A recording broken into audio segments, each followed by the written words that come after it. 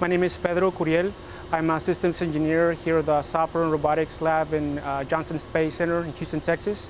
And currently I'm working on doing research on figuring out ways to control astronaut jetpacks without hands, be able to use voice control or foot controls. Astronauts have a jetpack, but it's only used for emergency situations. Like right now, the way they work around the space station is they get around by using handles similar to like a ladder. And they also have a safety wire that they use to, in case they let go. And then in case the wire were to break, then they would use the jetpack.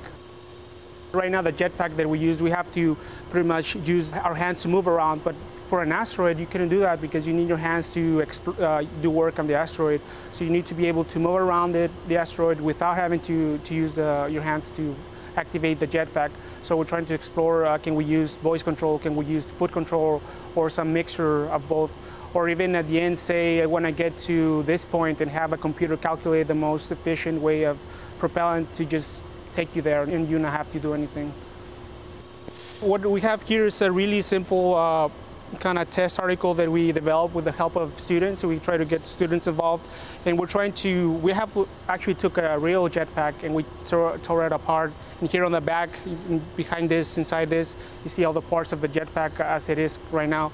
And we were able to interface it to a computer, so this could act like as a server. Let's say from mission control, you can control the jetpack.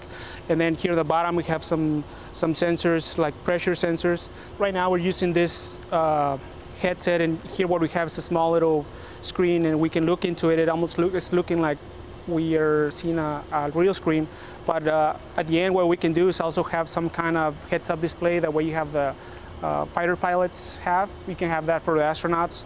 And I mean, that technology would be nice to have. Actually, if you have a motorcycle, why not have that too? We're trying to get students involved with this type of projects.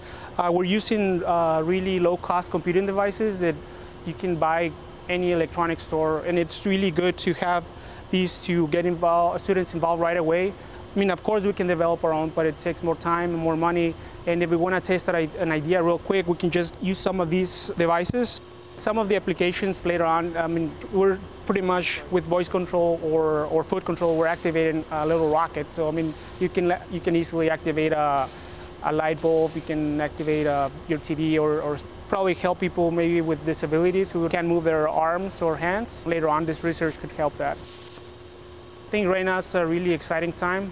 I wish they had these devices when I was a kid. I mean, right now you can probably tell your parents or save up and buy one and go to any electronics store, and then you can learn how to program. And then this way you can apply science, technology, engineering, and math. So you can do it right away, start early on.